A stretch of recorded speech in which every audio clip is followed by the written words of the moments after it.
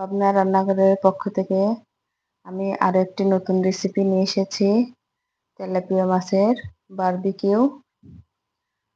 আসসালামু আলাইকুম বন্ধুরা, সবাই কেমন আছেন? আজকে আমি দেখেন নিয়ে আসলাম তেলাপিয়া মাছ। আমি দুটো তেলাপিয়া মাছ এই যে কেটে কেটে নিছি। এখন আমি এটাকে এই মাছ দুটাকে দিয়ে বারবিকিউ বানাবো। তো পেটের দিক ফাড়া, তাই আমি এই পাশটাকে এইভাবে কেটে এই পর্যন্ত কাটতেছি না,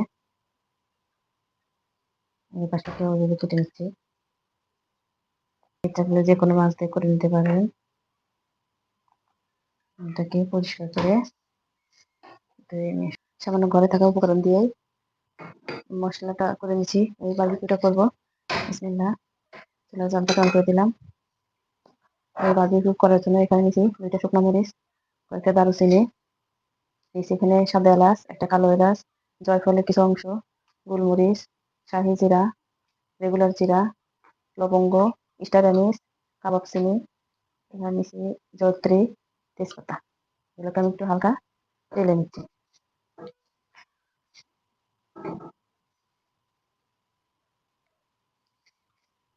একটু বড় বড় দানা সময় লাগে, ওগুলোকে আমি দিয়ে দিচ্ছি। যেগুলো মাছটা একটু সময় লাগে ওগুলোকে আমি প্রথমে একটু কুচি করে নিচ্ছি। সুন্দর একটা গ্রান দিয়েছি। এখন দিয়ে দিচ্ছি বাকি মশলাগুলো, জালটাকে বন্ধ করে দিচ্ছি।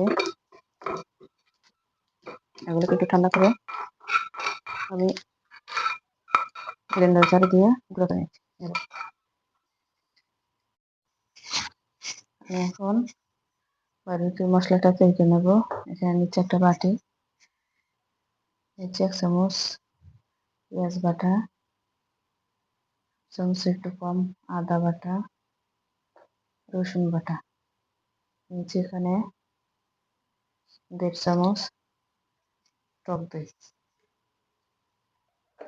1 প্যাকেট টমেটো সস,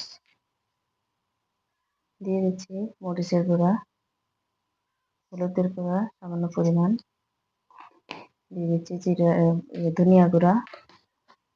এখানে ওই মশলা যেটা আমি তেলে গুঁড়া করে নিয়েছি,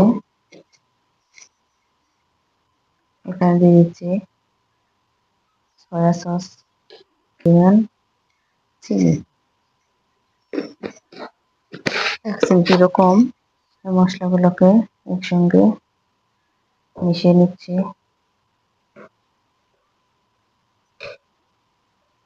দিয়ে দিচ্ছি এখানে কিছু সরিষার তেল। মশলাটাকে আমি সুন্দর করে মিশিয়ে নিচ্ছি। যেহেতু বারবিকিউটা একটু লাল লাল হয়, এই জন্য আমি দিয়ে দিচ্ছি এখানে একটু জর্দা রং। মশলার সাথে দিয়ে মেখে রাখছি। এটা আপনারা ইচ্ছা করলে দিতে পারেন, আর নাও দিতে পারেন। এখানে আমি আর একটু দিয়েছি সরিষার তেল। দেখে যাচ্ছি মাছটাকে এখন একটু হচ্ছে যে মাছটাকে আমি কেটে পরিষ্কার করে একদম ধুয়ে নিয়ে এসছি। মশলার মধ্যে কিন্তু লবণ অ্যাড করিনি। এখন আমি এখানে দিয়ে দিচ্ছি লবণ, দিয়ে দিচ্ছি লেবু। লেবু আর লবণটাকে মাছের সাথে ভালো করে কষলিয়ে কষলিয়ে মিশিয়ে নিচ্ছি। মাছের কাঁটাগুলোর মধ্যে দিয়ে দিচ্ছি। মাছগুলোকে মশলা দিয়ে মিশিয়ে নিচ্ছি।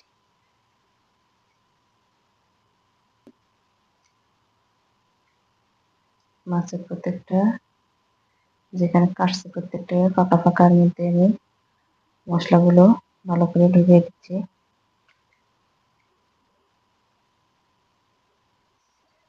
আমি কিছু ধনিয়া পাতা পেটির মধ্যে দিয়ে দিচ্ছি, সুন্দর একটা ফ্লেভার আসবে।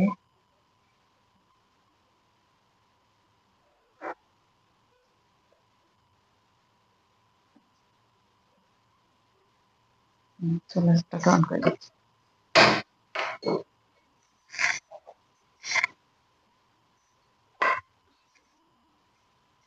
বসিয়ে দিলাম। ডেকে দিয়ে দিচ্ছি এখানে তেল। তেলটা গরম হয়ে গেছে, এখন আমি ম্যারিনেট করে রাখা মাছ দিয়ে দিচ্ছি।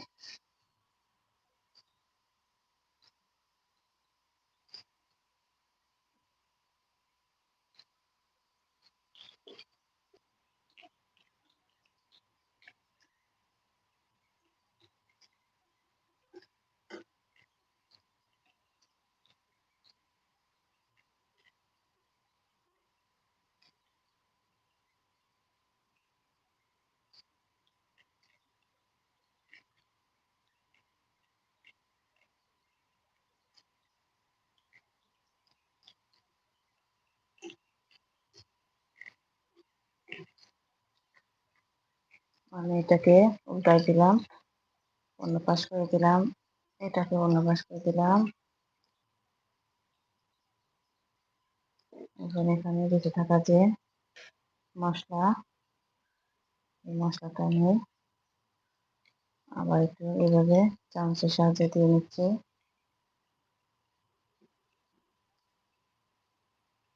এটাকে এই যে ভেজে নেব।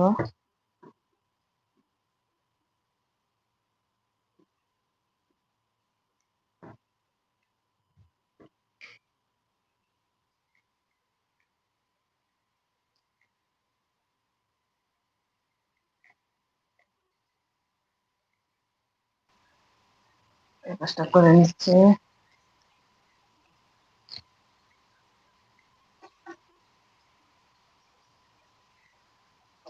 মশলাগুলো একদম গায়ে লেগে যাচ্ছে।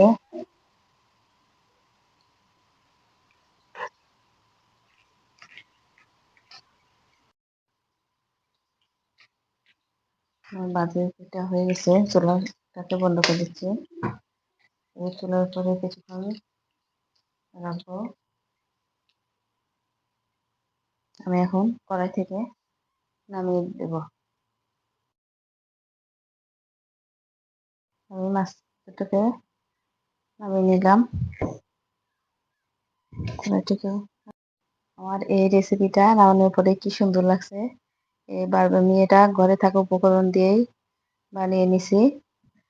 আপনারাও দেখে আপনারা চাইলেও আমার মতো করে এইভাবে তেলাপিয়া মাছ দিয়ে বারবিকিউ বানিয়ে নিতে পারেন, বা কোরাল মাছ বা যে কোনো মাছ দিয়ে বানিয়ে নিতে পারেন।